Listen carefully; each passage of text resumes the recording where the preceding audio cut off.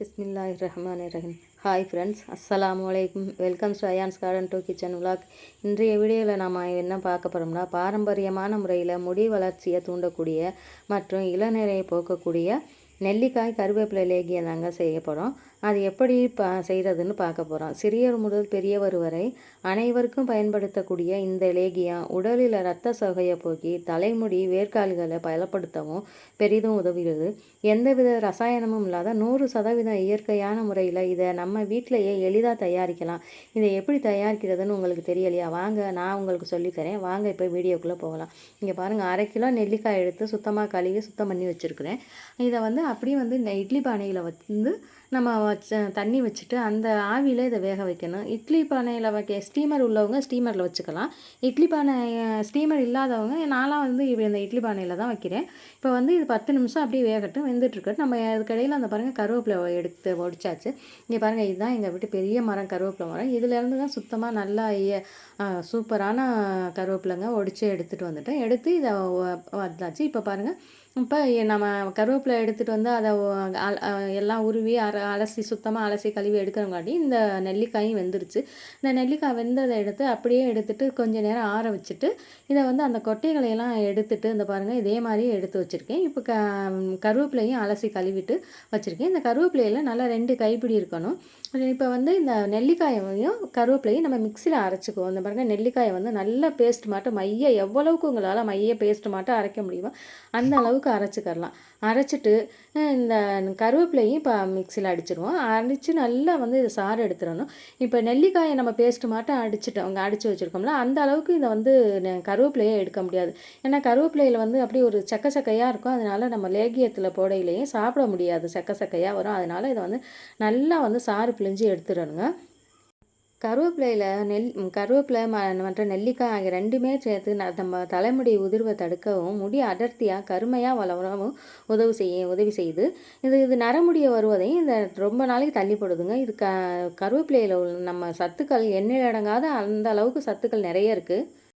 இங்கே பாருங்கள், இந்த அளவுக்கு நல்லா கையை வச்சு புழிஞ்சு எடுத்துட்டேன். இப்போ இது கருப்பட்டி 1/2 கிலோ நம்ம நெல்லிக்காய் எடுத்துருக்கோம்ல, அதே போல் அதே அளவுக்கு சம அளவுக்கு நம்ம கருப்பட்டி எடுத்துக்கணும். இந்த கருப்பட்டியை இப்போ நல்லா உடச்சி தூள் மாட்டம் கொண்டுட்டு வந்துடும். இந்த தூள் மாட்டம் பண்ணியாச்சு. ஒரு பாத்திரத்தை அடுப்பில் வச்சுட்டு நம்ம இந்த கருப்பட்டியை நல்லா தண்ணியாக கரைச்சி எடுத்துக்கணும். ஏன்னா கருப்பட்டியில் நான் தூசிகள் ஏதாவது இருக்குமா, அதுக்காக நல்லா கரைச்சி எடுத்துடணும். இப்போ நான் பாத்திரத்தில் சேர்த்துட்டு அடுப்பை பற்ற வச்சுட்டேன். இந்த நம்ம கருவேப்பிலை ஜூஸ் வச்சுருக்கோம்ல, புளிஞ்சு வச்சுருக்கோம்ல, அந்த ஜூஸே இது கருப்பட்டிக்கு எக்ஸ்ட்ராவெலாம் தண்ணி சேர்க்க வேணாம். அந்த ஜூஸே நம்ம இதில் கரைக்கிறதுக்காக சேர்த்துக்கலாம். இந்த கருவேப்பிலையில் என்னென்ன சத்துக்கள் இருக்குன்னா, இரும்பு சத்து மற்றும் போலிக் அமிலம் அதிகமாக இருக்கிறதுனால இது ரத்தத்தில் ஹீமோகுளோபின் அளவில் அதிகரிக்க உதவுது.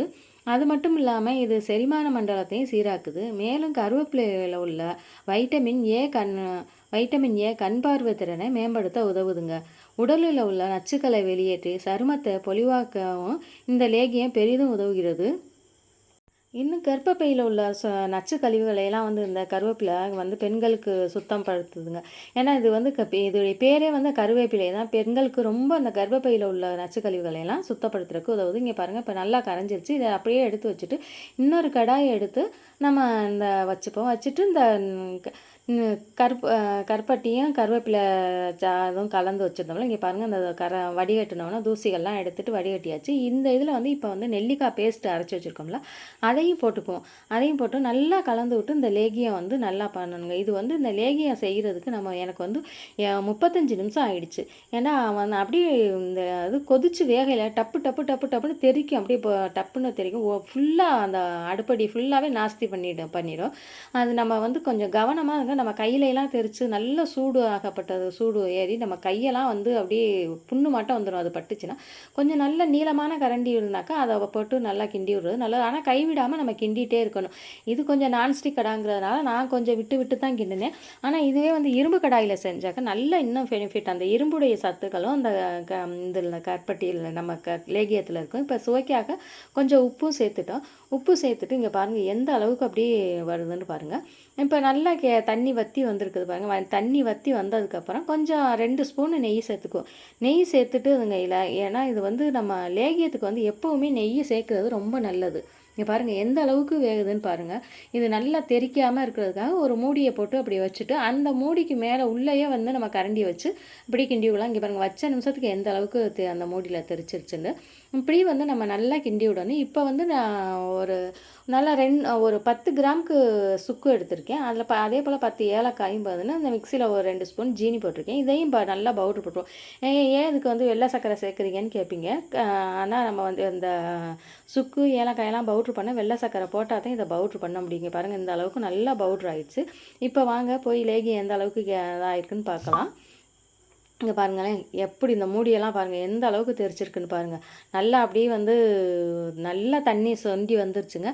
இப்போ வந்து நம்ம வந்து அந்த கெட்டி அப்படியே லேகியம் வந்து அந்த சக்கரை பாகு வந்து முருகி போயிடாமல் இருக்கிறதுக்காக லெமன் ஜூஸு 1 ஸ்பூன் கலந்துப்போம். லெமன் ஜூஸ் கலந்தாக்கா அந்த வந்து நம்ம ரொம்ப நாளைக்கு வச்சுருக்கிறோம்ல அப்படி முருகி போயிடும்டா வெளில அப்படியே கெட்டியாக போயிடும், நம்ம எடுத்து சாப்பிட முடியாது. அதுக்காக தான் இந்த லெமன் ஜூஸ் வந்து சேர்க்குறோம். இப்போ வந்து ஏலக்காய் பவுட்ரெல்லாம் நம்ம அடித்து வச்சுருக்கோம்ல அந்த ஏலக்காய் தூளையும் நம்ம இதில் சேர்த்துக்குருவோம்.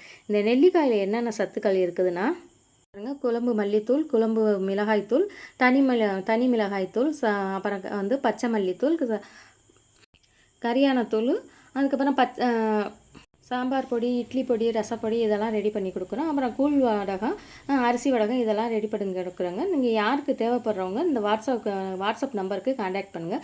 நாங்கள் கொரியர் மூலமாக உங்களுக்கு வீட்டுக்கு அனுப்பிச்சி வச்சுருவோம். தேவைப்படுறவங்க இதில் கான்டாக்ட் பண்ணுங்கள். இப்போ பாருங்கள் நல்லா வந்து தண்ணியெல்லாம் வற்றி வந்துருச்சு பாருங்கள். நல்ல அவ்வளோ ஒரு இதாக இருக்குங்க. நல்லா இந்த மாதிரி தண்ணி இந்த பாருங்கள் அப்படியே அல்வா மட்டும் வந்து வந்துருச்சு. இப்போ ரெடி ஆகிடுச்சு. இந்த மாதிரி வந்து அப்படியே நம்ம கரண்டியில் கிளறையில் வந்து நல்லா அப்படியே சட்டிலாம் ஒட்டாமல் இந்த பாருங்கள் ஃபுல்லாக சட்டி ஃபுல்லாக ஒட்டி இருந்துச்சு. இப்போ அந்த கடாயில் எங்குமே இல்லாமல் நல்லா சுருண்டு வந்துருச்சு பாருங்கள். இதை வந்து நம்ம அப்படியே எடுத்து ஒரு கண்ணாடி பாட்டிலோ இல்லாது நல்ல சில்வர் ஆனால் கண்ணாடி பாட்டில் வைக்கிறதா நல்லது. இது ஈரம் இல்லாமல் நம்ம சேர்த்து வச்சுருக்கிறப்ப இதை 1 வருஷத்துக்கு கெட்டு போகாமல் இருக்கும். நம்ம காலேஜ் ஹாஸ்டலில் தங்கி படிக்கிற பிள்ளைங்க, காலேஜ் போகிற பிள்ளைங்க, இப்போ சிறு பிள்ளைங்களுக்குலாம் சீக்கிரமே தலைக்கு இலை நிறம் வந்துடுதுங்க. இதில் தினமும் ஒவ்வொரு ஸ்பூன் எடுத்து சாப்பிட்டுட்டா இந்த கருவேப்பிலை, நெல்லிக்காயில் உள்ள சத்துக்கள் அனைத்தும் நம்ம ரொம்ப உடம்புக்கு நல்லது.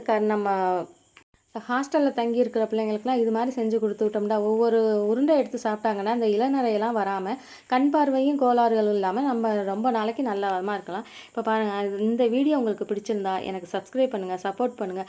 இப்போ அதை அப்படியே அதிகமாக உங்கள் நண்பருக்கும் ஷேர் பண்ணுங்கள். அஸ்ஸலாமு அலைக்கும்.